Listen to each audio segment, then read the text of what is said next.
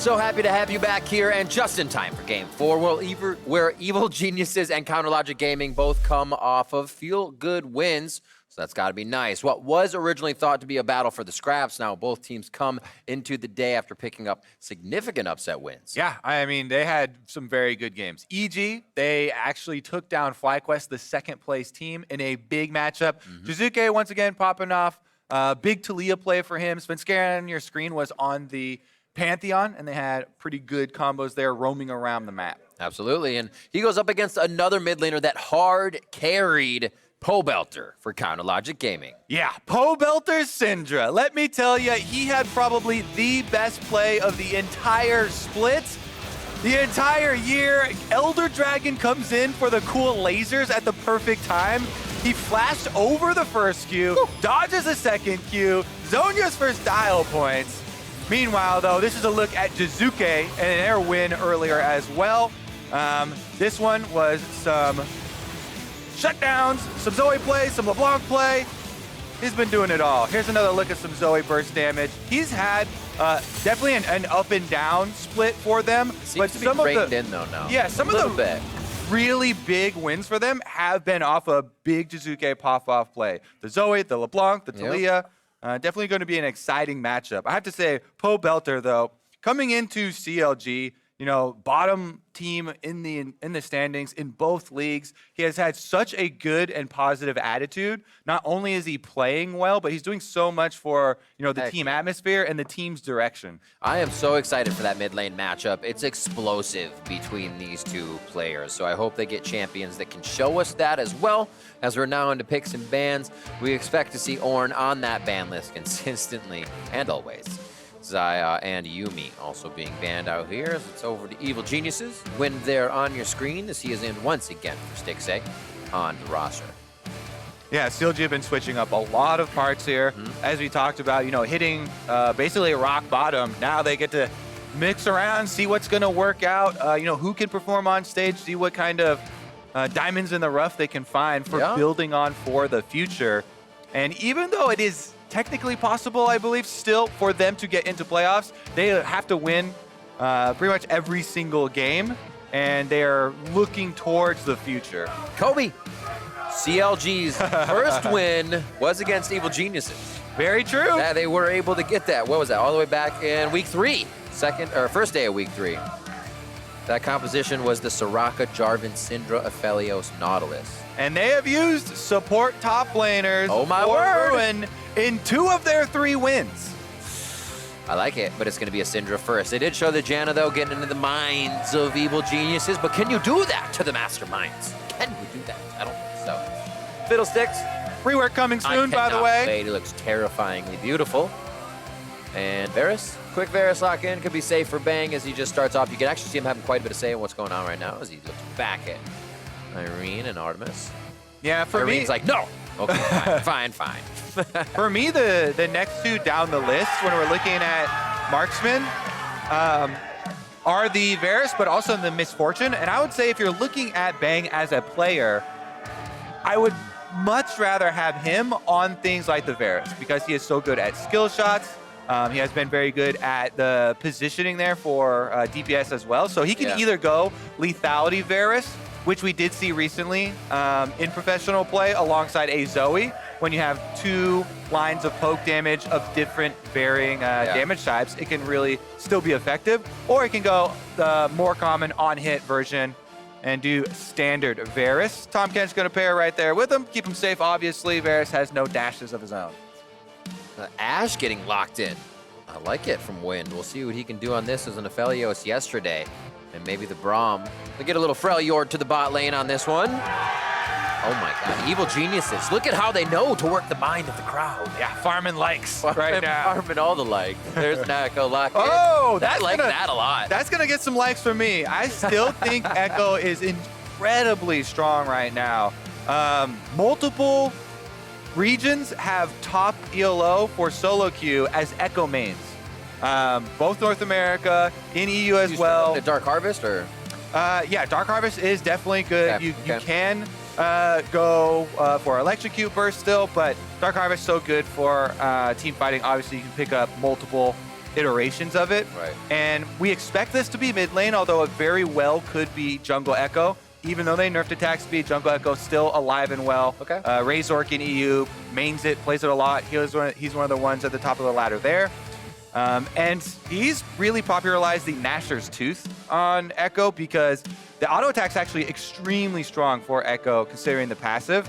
It's definitely if you're facing more tanks though and you have more time to get out autos. I still, especially if it's a mid lane Ekko, want that big burst damage.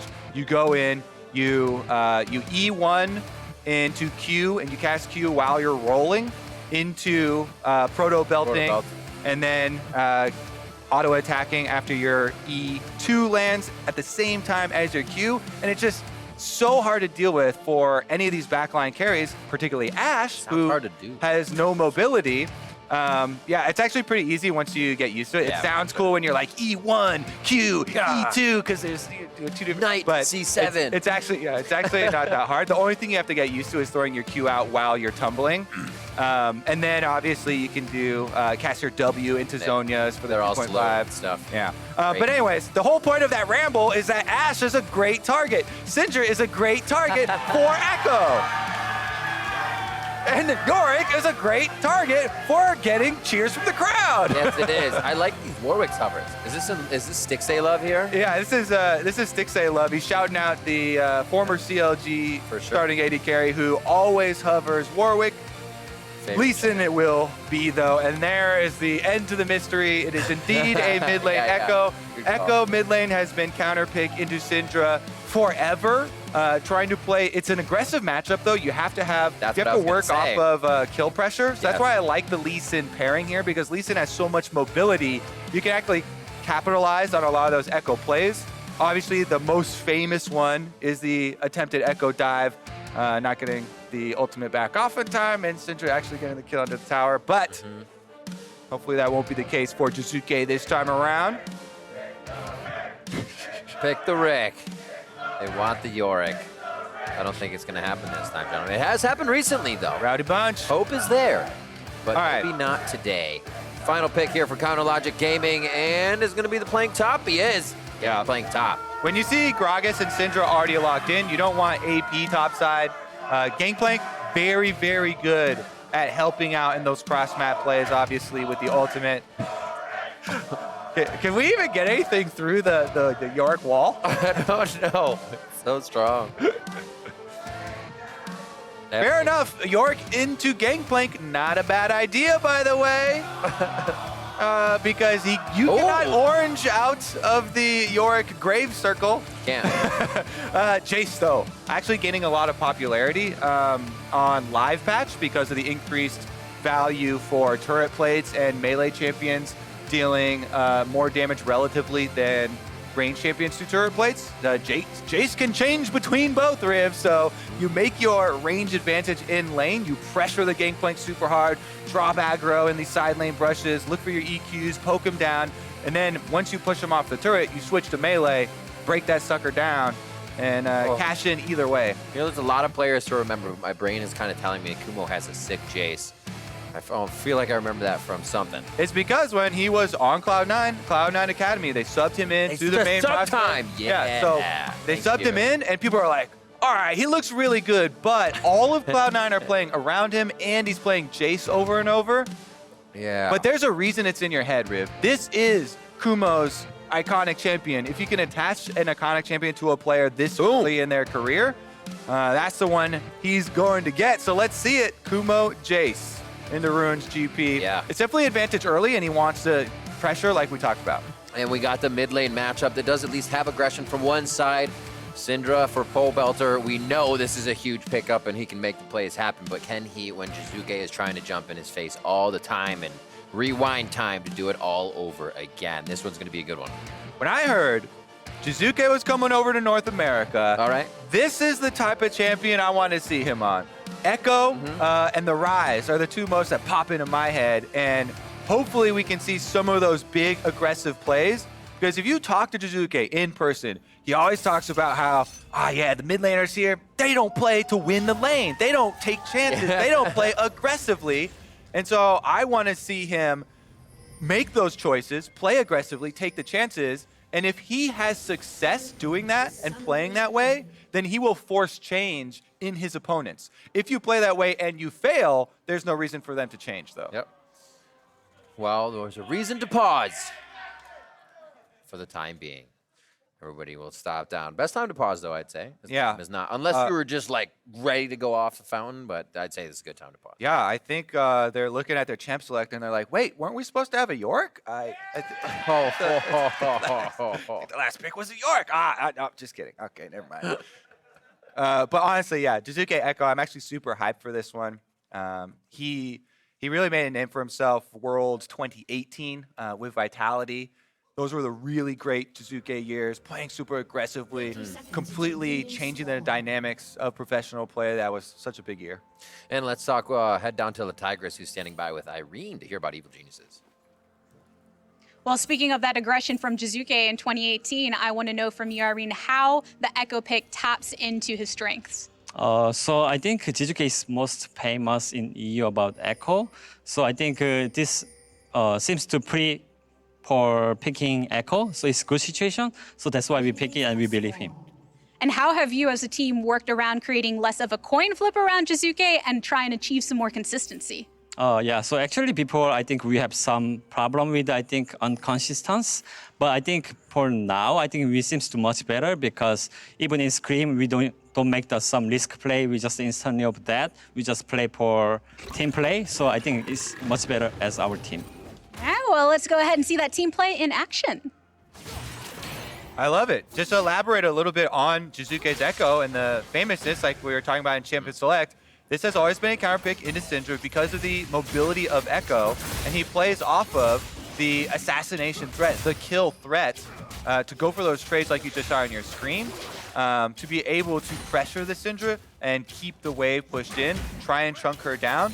Basically, later on in the game, you can also E1 to the side, then look for and throw your Q out at the same time. If your Q tags him, you can also E2, close the gap, get your 3-hit passive. He really wants it. Oh. Yeah, Pobelter's baiting him a little. With nice dodge. With the phase rush here. That's why I actually really like this rune choice for Pobelter. Phase rush gives Syndra some mobility to try and put him on par with the Ekko. But basically, like you just saw, trying to finish off for the third hit for the passive there for Jiizuke. Pobelter kind of baiting him and staying on that range. Very good close mouse usage there for both players. Pobelter's able to keep the range, doesn't take the bad end of the trade. But when you really get excited for this mid lane matchup is when you introduce junglers. Gragas and Lee Sin, extremely good at ganking towards the mid lane.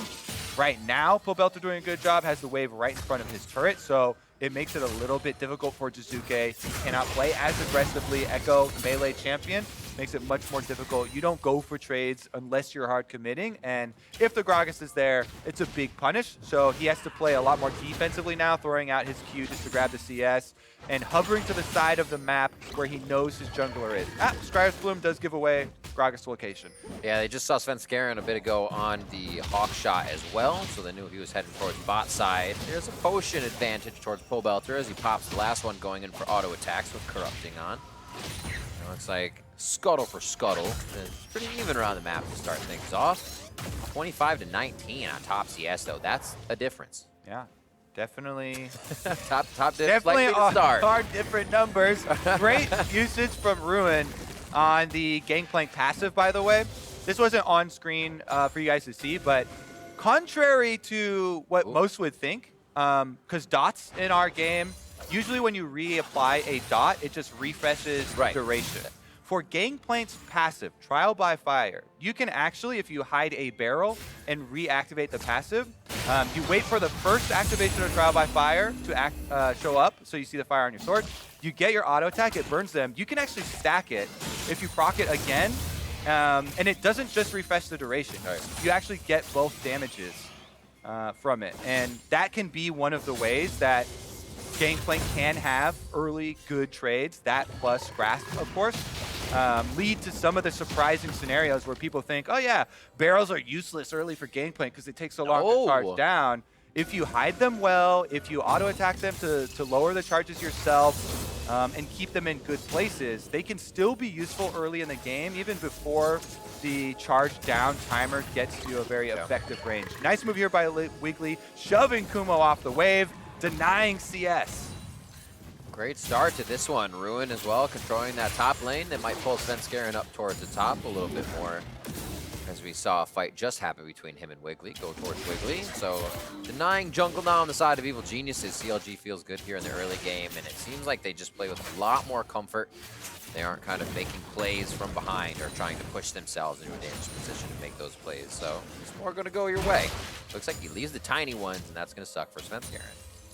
Yeah, I really like how he's controlling the top side of the map for Ruin, while Ruin's able to push off and deny CS to Kumo. Look at this Jayce build.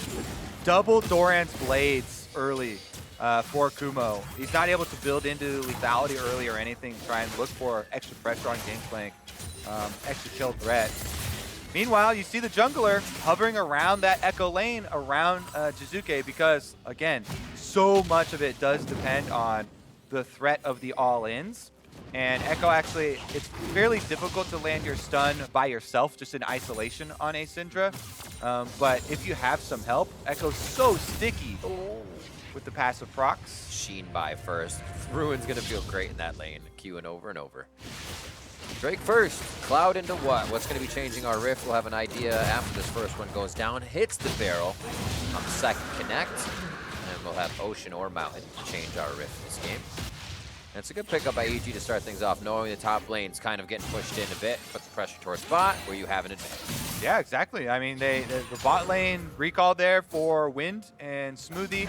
Wind is able to teleport it back, but EG slip right in. Svenskeren grabs up the dragon with a little help from the bottom lane, roaming over. And this is going to be a very, very positive situation for EG.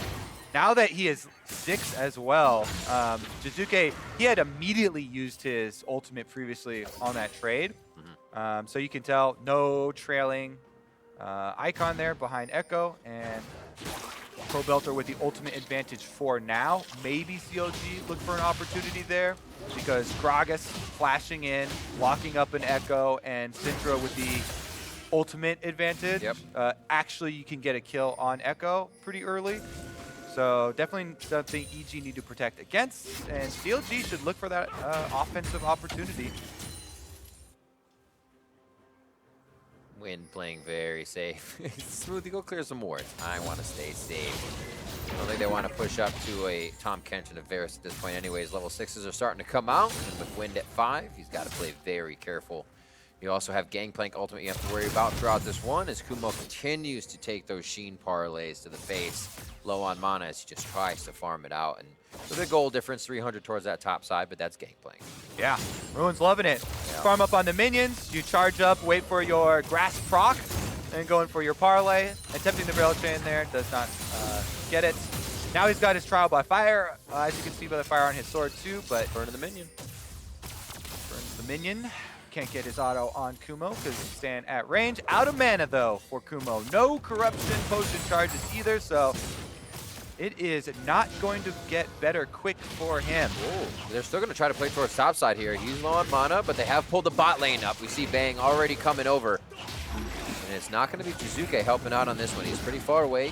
Pobelter's also staying in mid, so it looks like EG may have manipulated the map just enough to make sure they're not contested here on the Rift Herald.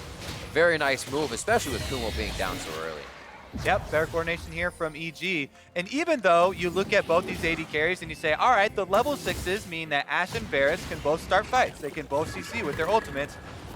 Problem is the Tahm, Kench on the Evil Geniuses side, right? That's why it's not a fair trade for Wind and Bang. Just eat them right out of the arrow. Meanwhile, the Braum trying to stand in front as well with the Unbreakable to try and deny those all-ins. Good rotation there from EG though. Bang and Zeyzal will arrive at the 2v1 to try and start harassing down some of these turret plates, which Kumo was unable to do. Ooh. Said he wanted it for a second there, but he knew he could just get the damage onto Bang and push it back. Hit it? So close. No cigar. Still waiting on 1:30 for the next Drake to come up onto this one. Another very patient game with a late first blood. Doesn't seem like anybody wants to put themselves in a very dangerous spot on this one, as we're pretty equal gold. We do see an advantage, however, coming from Ruin. It's been closed up a bit with that CS from Kumo. However, he did put his money into double Doran, so it's going to be a bit later for his buy. Yeah, and just look at your map. I mean, because they swapped it down, he's able to push one wave into the turret. That's getting denied, so Ruin won't pick it up. And he immediately goes right back out topside. Run away from the Gangplank, basically. It works. After he was able to get the early jungle attention. And now, finally, he's able to get some lethality in. Picks up his first Dirk, so he'll have a little bit more bite to his offensive combos, looking for the harassment. It always feels terrible when you go shock blast something and you're looking for big damage and nothing actually happens. You're just tickling the opponent. So looking for a bit more there from him as the map starts to get to level 6s. We might see a fight here for our objective in 1 minute. Yeah, other thing I like is the better preparation from EG. The Dragon's coming up in 37 seconds, so they already have dual lane back down bottom.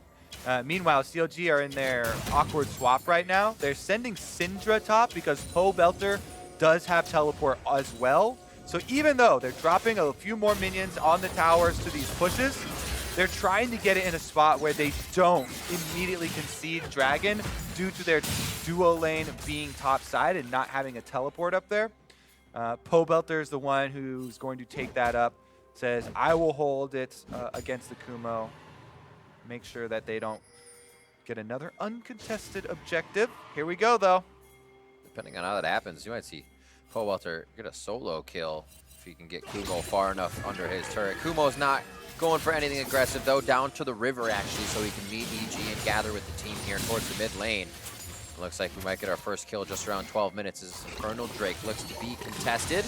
Remember, again, that teleports up for Pobelter, and they will stay topside with Kumo. So looks like EG is going to go ahead and get scuttle control and see how CLG moves before activating anything on this fight.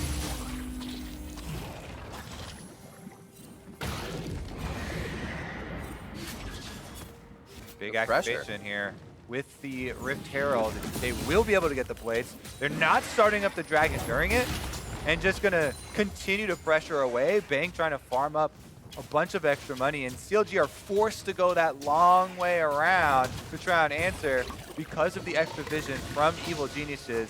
Let's see if they go for the actual smite fight here, because there is a ward inside for CLG. Big hit from Bang onto Wiggily. Wiggily can still come over the wall. He channels Predator on.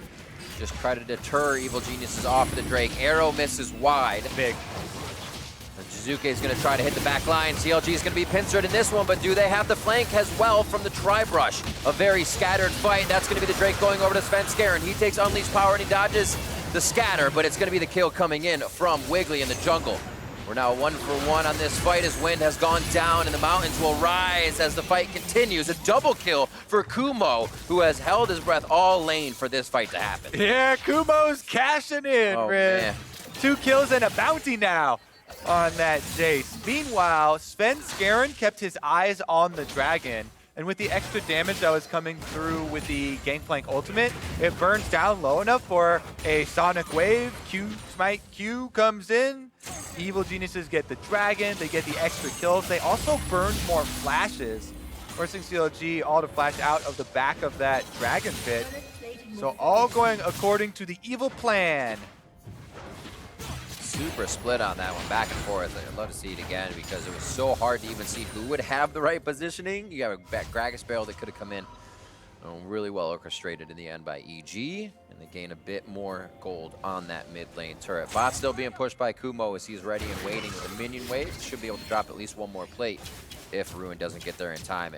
EG's set up all over the map to just keep kind of picking up gold after that fight. Meanwhile, Bang right back at it. They swap to the top sides. Bottom tower goes down to Kumo. Meanwhile, whittling away here. And Bang with the fully completed Blade of the Ruin King. And as well as upgraded Ninja Tabby. Even with a lot of CC on the enemy team, doesn't go for the offensive usage. He does have a Tahm Kench, so doesn't want to get any tenacity or anything, but went with the physical damage reduction because barrel chains, a lot of AD carriers, I guess, have nightmares of late game barrel chains from Gangplank. So you get a bit of extra armor snuck into the build. It doesn't help too much with the auto attack passive that you're getting from it, Yeah. but a little bit more tanky for possible Gangplank later on. I like that synergy with Zeyzal. It's pretty cool. Yeah. You can just get him gobbled up like you were saying. He also has Merc Tread, so he can stay very safe. Almost cleansed, but not so much. Just about 1k Goldie, 1.7 in the favor of EG, so not too much to work with here, but that power of Kumo can really be delivered from the Fog of War if Evil Geniuses can create it. He's starting to come up towards the mid lane a bit, kind of warding and clearing wards, and we'll see where this ends. He may do a double push with Jiizuke in mid lane, and they'll just seed over the Rift Herald to counter Logic Gaming, which wouldn't be too bad of a play at this point. Plates are down. Sure, they're going to be able to drop a turret, but you might be able to get the fight. Svenskeren with Sonic Wave, the Resonating Strike. Oh, he just fights it anyways. Gets it, not snuffed out. They had 20 seconds to grab it anyways, and the resulting fight. There goes Svenskeren once again, always hit Q after the first one, but he goes down first. Can CLG return on this fight what they have just received, and they are going to lose another one. Another double kill for Kumo at 4-0 now, and a 400 gold bounty. He is feeling real good on the Jayce pick at this point. Oh man, Svenskeren casually walks up, smites it at max smite range. That's just on the edge of the range of the ability there. Then kicks him in the head. Jiizuke then goes in for a trade on to win, but big POB comes over, don't mess with my AD carry, and runs Jiizuke off so Win can walk out. Having a little fun there with Jiizuke as he exits, but Evil Geniuses grab a pretty good hold on the early part of this game. As we see Jiizuke head back towards mid. We'll see this fight one more time towards the top side. Just quick smite, and then Svenskeren kind of throws himself in. Yeah, I mean, he's hovering on the edge of the range there, gets the smite, then it kind of looks like he thought, oh, did I get it or did I not get it? Oh, wind! Like the wind. Yeah, I mean, this is CLG teammate protection here. Everybody's trying to bodyguard a wind from Jiizuke, who keeps on trying to get that AD carry kill, but not going to find it here. Smoothie this time around is able to apply enough defense to barely keep Wind alive. Look, But he teleported to mid and then had to flash immediately after that. Oof, yeah. Jiizuke was ready to jump on him. Meanwhile, you can see Zeyzal always hovering right behind Bang there. The Devour Summoner spell always at the ready. Is it clear? Double pinks around the Drake. We got 19 seconds until we have the first of those mountains. And there's only 2 away from Evil Geniuses. They have really good rift control this game. And objective control all around the Drakes. Arrows up for Win. Smoothie's Glacial Fissure is about to come up. Kumo towards the bot side. 400 gold bounty. They don't even want it first. You can see the damage he does now. A lot of lethality finished. And that Yomu's Ghostblade, another serrated Dirk in his pocket. And he throws on a Corrupting Pot just to add a bit more to boot for the 2v1. CLG is the first to the bottom. Kumo is trying to split this one, and he is now the lone and lonely out of the fight, but Jiizuke teleports in. I don't think they know he's here just yet. Parallel Convergence is going to miss for him. They still want Kumo a lot. That's cast over. Chrono Shift back, and it looks like they're going to be safe for now. All the attention from EG has really been on the Drake. It's not going to cost them, though. CLG is still in a tight spot here. They're going to lose Pobelter immediately before he gets a chance to ult. Smoothie now has to flash out of the fight. Parallel Convergence just hitting on the edge for Jiizuke as the man goes forward with Phase Rush and the rest, or I should say his passive speed and the rest. And everybody's going to be able to pick up one more on Win for that. 3 members of Counter Logic Gaming down as Evil Geniuses continue to pad the KDAs. Great team fight to look at the pincer movements this time around. The Evil Geniuses just splitting CLG up. You could see 2 separate packs for CLG. 2 members trying to contest the Dragon, which was Pobelter and Smoothie, I believe, was the other one with him, separated up by the Dragon Pit, but the other 3 members were corralled under their turret on the bottom side, and then EG just move in. Nice job there by Kumo. Take a look at this separation.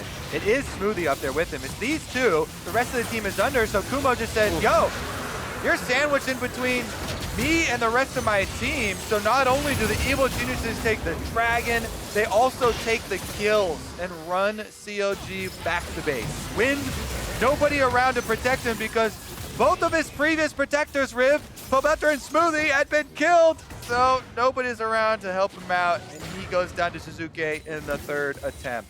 Starting to fall apart a bit here for Counter Logic Gaming as the lead's just an item all together here for EG are pretty much able to wipe out the CLG health bars. Kumo doing with one shock blast at this point. And Bang's protection has been perfect. 0-0 and 4 for him. 1-0 and 4 for Zeyzal. And the rest of the team kind of looking at Svenskeren to be the initiator here. He's the only one that's gone down, but it's been for an advantage in Evil Genius's favor, so no problem there. Yeah. That's the reason you're going down. 36.1 to 30 as they just take over 30,000 gold on the side of CLG. CLG in a really rough spot now, because you look at their team and you're like, okay, you start spamming, all right, guys, we got to farm for late. But there is a soul coming up in just a little under 3 minutes, and EG have such a tremendous lead right now. It looks so difficult for CLG to have any sort of way to contest the soul coming up. Mountain Soul going to provide so much more defense for this already loaded offense team that EG have drafted here. Yeah. And yes, they do have possibilities. Okay, we gotta go super late game. Gangplank, once you get multiple items, you can have barrel chains that change the entire game, and you get these big burst combos. Syndra plays with Elder. Exactly. Pobelter's on Syndra. You can always put your bets on the Pobelter cap there. If we go 3 more Barons and 3 more Elder Dragons, then maybe we farm that one out. But besides that, EG right now, they've got lethality stacked Varus. Kumo got so much out of these dragon fights. He was the one to get so many of the kills that he put it into early power. This lethality stacking means 1 EQ shock blast lands on the backline. Then either Wind or Pobelter is either out of the fight or in a position where Jiizuke can kill them, because Jiizuke has the Proto Belt that we mentioned as part of the combo. Flash available with Ekko. Ekko with Flash and Proto Belt can close basically a screen's worth of distance onto a backliner. And those are 2 low mobility backliners. Jiizuke just able to solo Ruin and give him a little what for. I'll say Ruin came out pretty good on that fight. Didn't lose too much of his health bar and should be able to heal back up. We'll have to see. Evil Geniuses also have a team comp that when they win these fights, they can basically roll through turrets in a matter of seconds with what they're bringing to the table, especially with the items that now supplement them. Dodge through the uprights. It's just no damage traded back is ever really enough to change Evil Genius's mind. They can still stay in the jungle, create another opportunity, and when you have the chance to do that, one of them's going to work soon enough. All right, if the observers are listening, let's try and do a vision toggle for CLG's perspective, because just imagine how scary this is. Your map is completely dark. Baron is available. Mountain Soul is coming up in 37 seconds. The enemy team has a fed Jayce with lethality that will shock blast you from any of these angles, and an Ekko that could be waiting in a brush to 100% you. What is your counterattack, right? You have to say, all right, we got to huddle up, strengthen numbers, go 5 people strong and just rush in there and hope we can make a big play. Because EG just have complete vision control and the items to back up plays off of that vision. I mean, you don't know that Svenskeren is alone by like 2,000-3,000 range right there. Obviously, Lee Sin could probably slip out anyways. Oh my god! Jiizuke almost zeroing out Wiggily. You saw a summoner heal come in there to take him back up to about 200 HP from Smoothie, but it had to be fast fingers there because Jiizuke was on the verge of getting a solo kill. And Jiizuke's ultimate cooldown with the blue buff is at 43.2 seconds on Ekko. So he uses it there. Come up again this fight. Yeah, you get it back in 1.5 minion waves, basically, as they come every 30 seconds. Now they're sectioned again. CLG pincered. Arrow going right through. Nice dodge by EG as CLG tries to do what they can. Jiizuke takes the unleash damage, and he's going to get gobbled up. Does not have that ult to get back for himself just yet, though. Zeyzal's gray health comes in, and CLG is looking at the Drake going down in front of him. That Soul Drake shields now to passively the side of Evil Geniuses. Shields up for Evil Geniuses, and a Baron likely to be down. Kumo's messing around, wants to add more insult to injury to try and get this red. Can he snipe it? PLB taking him home. Almost. Nope, he's gonna run to the real home, back to the Bramble Pit. I like how he slows down and gets like, that was a tough run, tough run. Okay, so Baron going over 25 minutes in here, just about.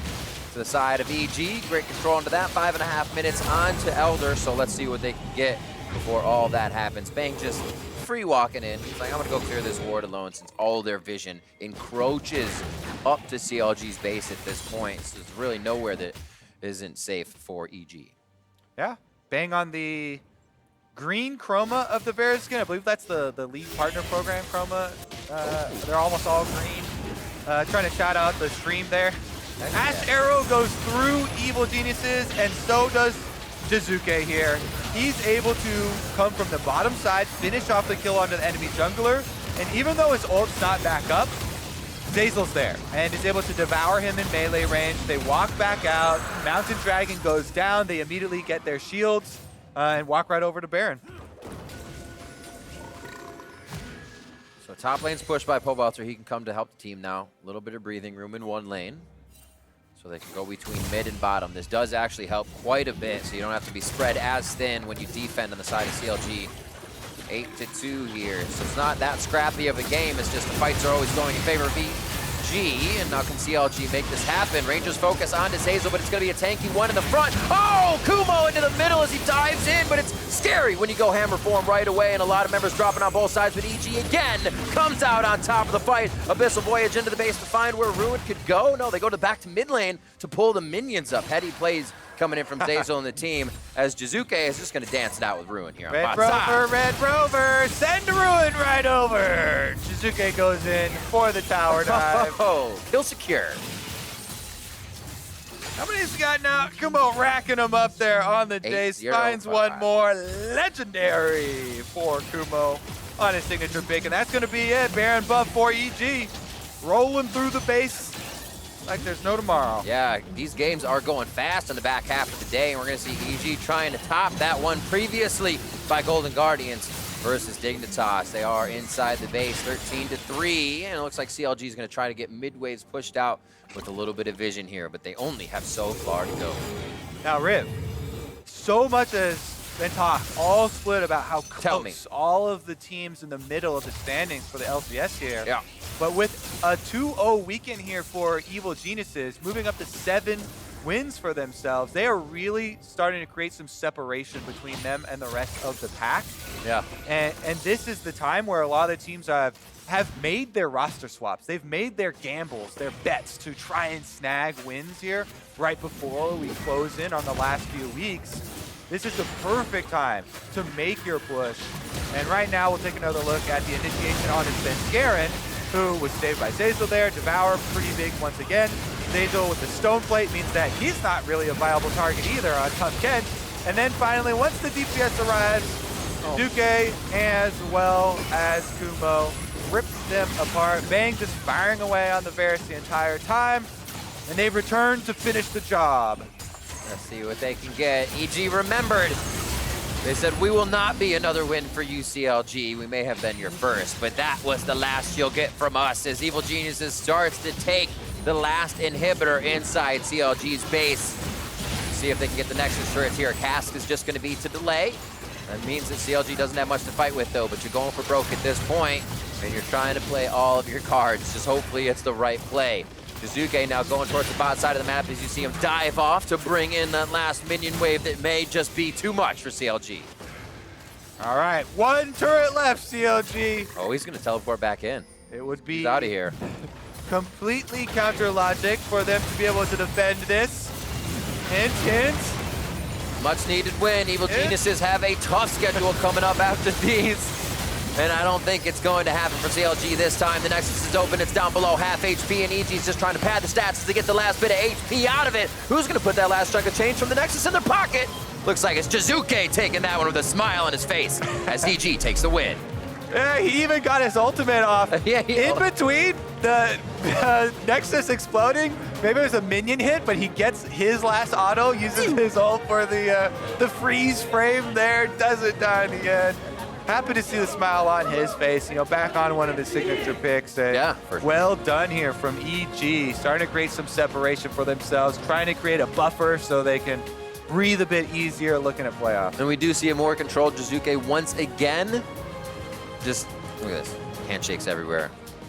And the hug coming in. It was a great game all around. Smiles for that. But looking at, you put this guy on something that can come back to life basically with Chrono Shift. You almost give him agency to go in even more and do crazy stuff, but he didn't. It was tempered. It was with the team. And he was ulting very liberally too.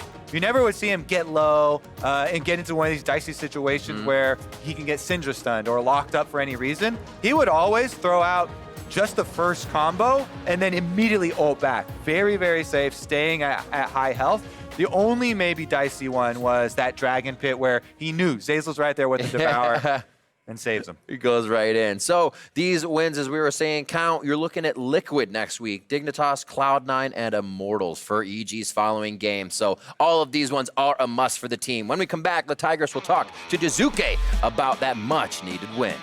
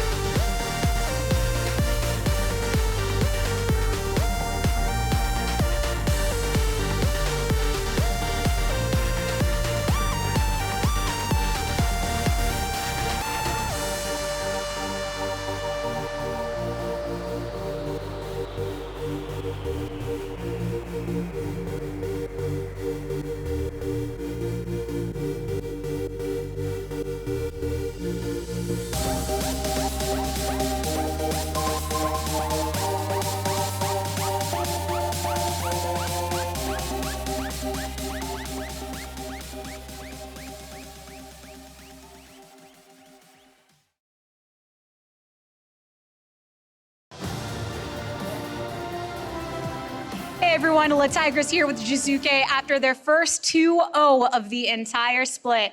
First things first, you've managed to string together a few good performances here. So what has allowed you to do that compared to some of the more, let's say, flip-floppy performances earlier?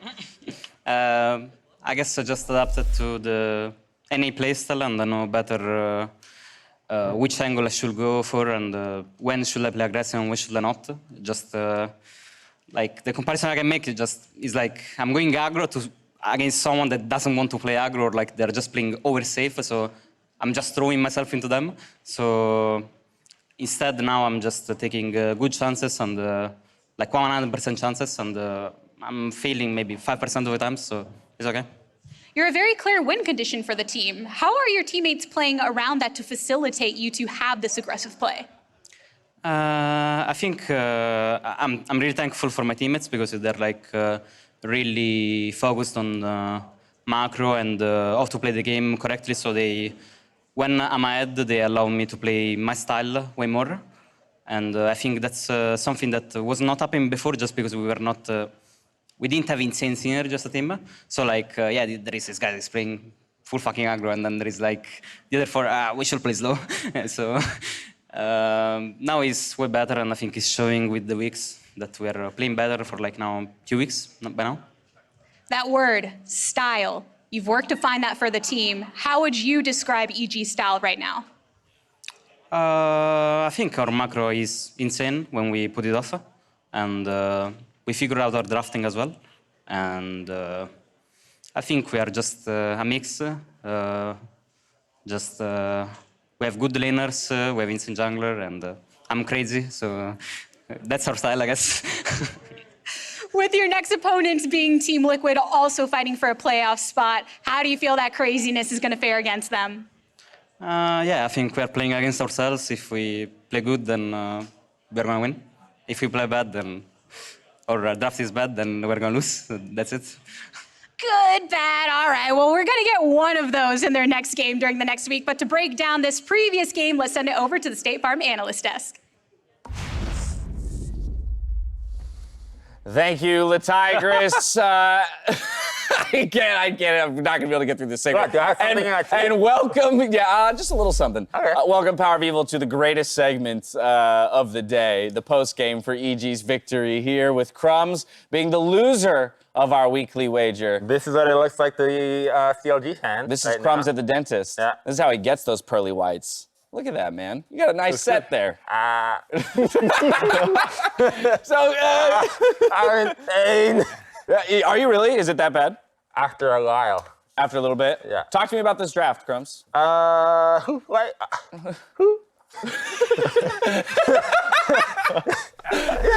You okay?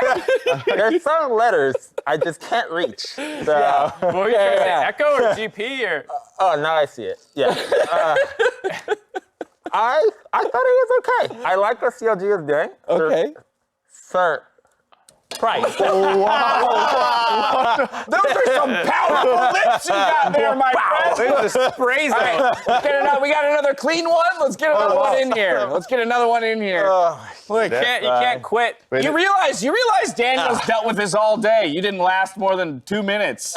Haven't heard that. Wait, you guys actually podcast? I'm dead. I'm out. Right. Oh my God. Okay, well, Crumbs is struggling to get through the draft, so let me get your take on all of this, Power of Evil. Well, I like what CLG did. I Okay. feel like the Syndra first pick is really dominant. I think the GP as well, blind pick, is really safe and can win most matchups. I feel like he even won the early game, like got like a slight CS lead, some parity. I think it looked pretty good overall. I think Yeah, I that's would say Go ahead. the first 15 minutes looked pretty good for CLG when nothing was really happening in the game because GP just was able to outlane the Jayce, and they were not getting any of those early leads you would expect with a strong top side of the map with like an Ekko going up there and helping dive. So I thought CLG was going to be in a good spot. Right, GP, as you mentioned, a very solid blind pick, but Jayce, of all things, should be aggressive, and you would expect might be able to challenge GP. That was not the case, or Ruin had control of that lane entirely, which is what makes it so curious as you work your way through the game that Kumo was ultimately the beneficiary of all the kills that were falling the way of evil geniuses. And that's where I think you got to point to the other solo laner, to the Ekko, to Jiizuke that Kobe called out, saying there were 2 champions he wanted to see him on when he came across the pond to North America. One was Ryze, one was Ekko. We got the Ekko performance today. Don't look at me. What? Don't look at me. Don't look at me. don't look at it. Hey, you're looking at me. I'm not telling you. Crumbs, every question I ask from here to the end of the show is directed to you, All right. okay? It's directed to you first. These guys can always come in second. Let's roll some I like how they're just sitting on draft. replays. The production team is brutal. They're not giving trophy replays. Some highlights from within the game. Yeah. Yeah, so CLG needed to kill the controller there with Ruin and Wiggily, and they didn't. And so they knew that the flank was coming, so EG could play it really well. I got all that, definitely. actually. Yeah. That's well done. Mark? It was the beginning of the turning point in the game. I think this was the first fight that went heavily in their favor. And Ekko picked up, I think, 1 kill in that, and Jayce picked up 2. And that started to help the side lane matchup for the Jayce not to fall behind the GP. Well done, Mark, but I think you could step it up. Maybe get on Crumbs' level here with the replay. Lack of communication there, because Gragas still had ultimate. We were talking about it. Yoya and I had 2 different fights. Yeah. So engage here, the disengage there. I feel like in most situations here, or in like all these Dragon or Herald swaps, CLG was always like the ones who need to face check, the ones that are walking in, and I feel like Ekko did a really good job at like, I feel like just farming mid lane, like getting the priority after like, I think level 8, 9. But I feel like you need to really give props to EG as a team because they had so many pings on all the objectives all the time. I feel like all of them bought like 2 more pings than the CLG opponents, and I feel like it really showed in these situations. Do you think Ashe's hotshot should have allowed CLG to have a better control of the objective setup?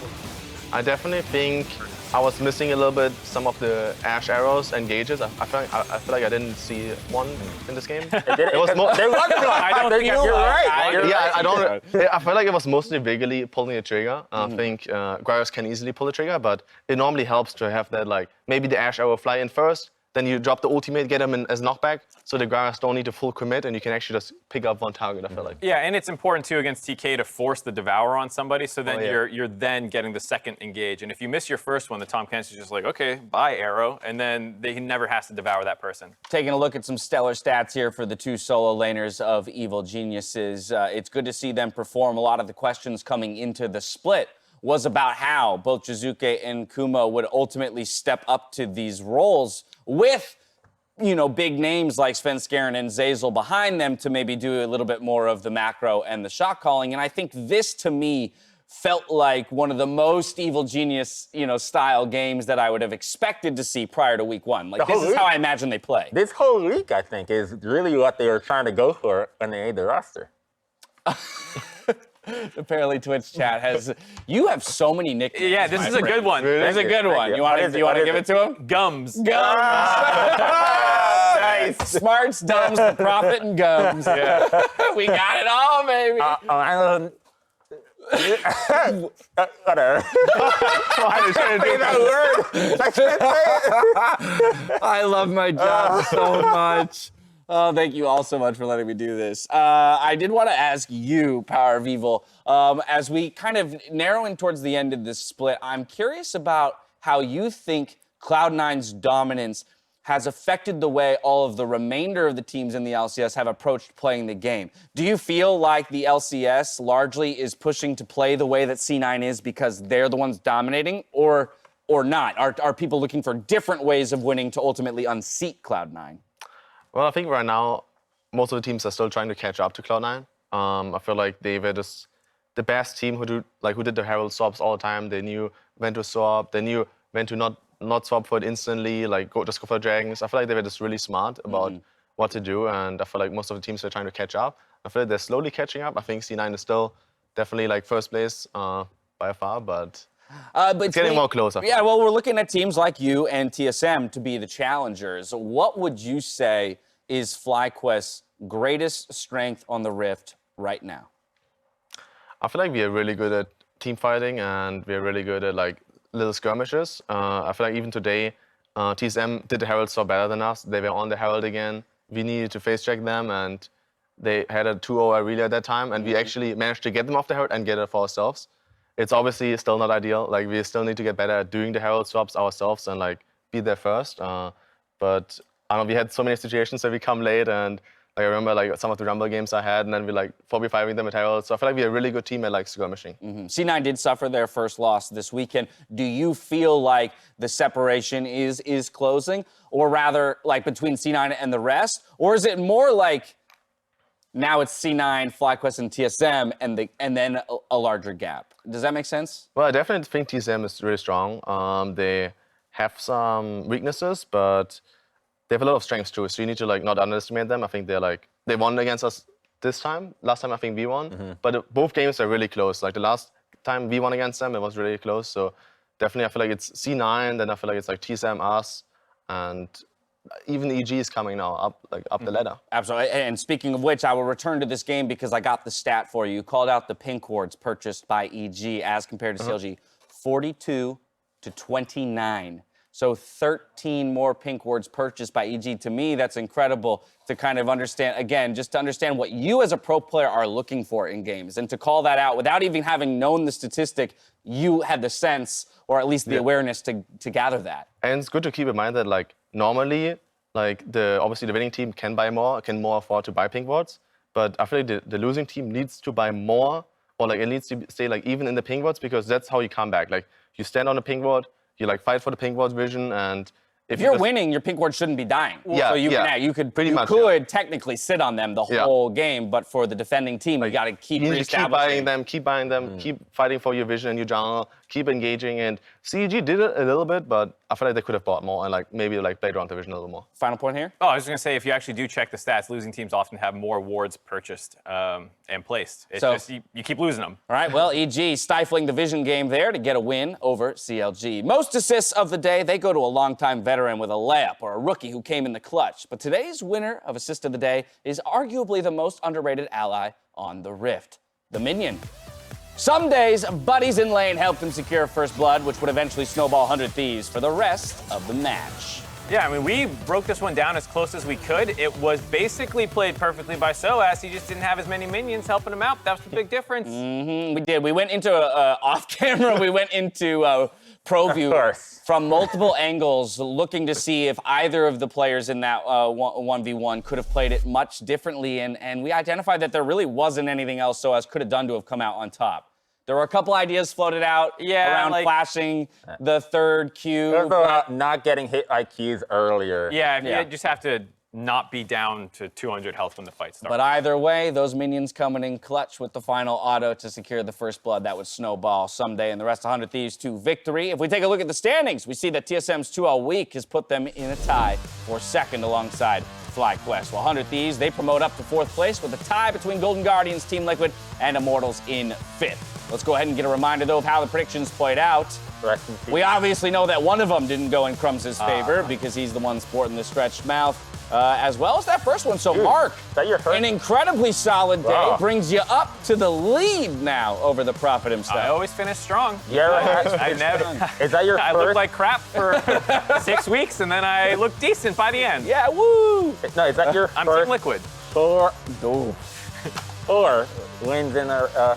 It might have been my first perfect day. Oh, okay. Yeah, that took you a while to get that I one can't out. say you know the letters. I'm still a little bit scared that he like just throws it out again. Right? Like, he looks at me, I'm scared that he's like in the spray zone. After that first one? Yeah, we put you in the splash zone. I apologize for that.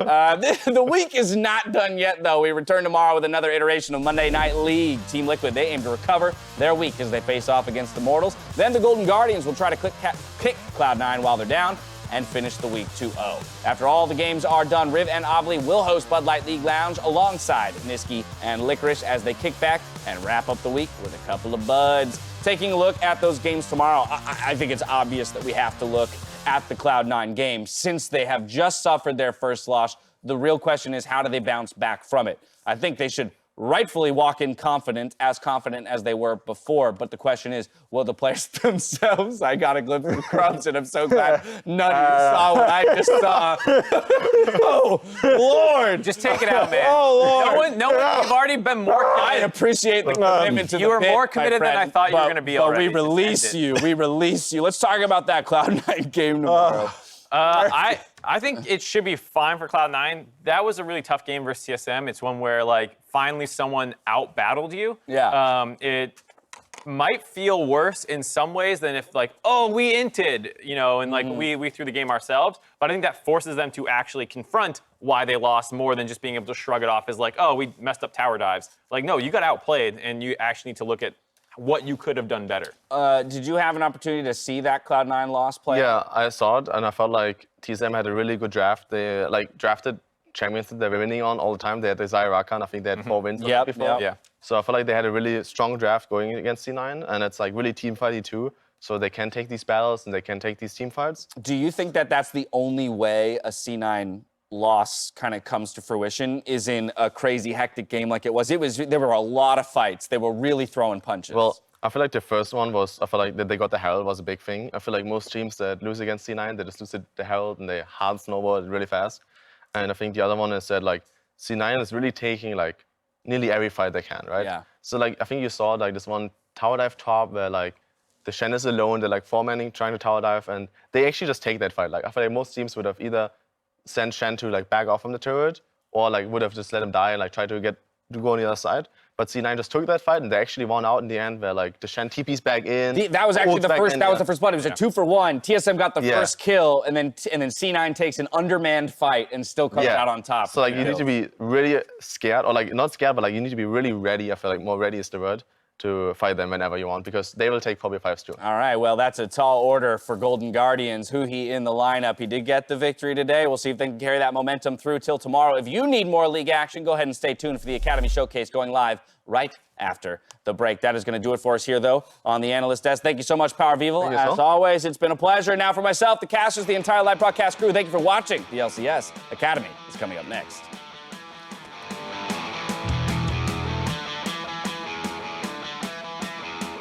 Wait, I want to practice one clear. Okay.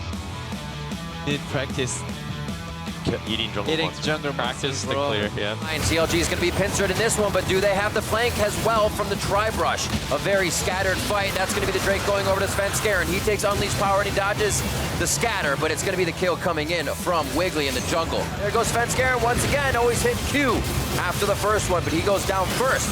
Can CLG return on this fight what they have just received, and they are going to lose another one, as Jiizuke is just going to dance it out with Ruin here. Red Rover, send Ruin right over. Jiizuke goes in for the tower dive. Oh, kill secure.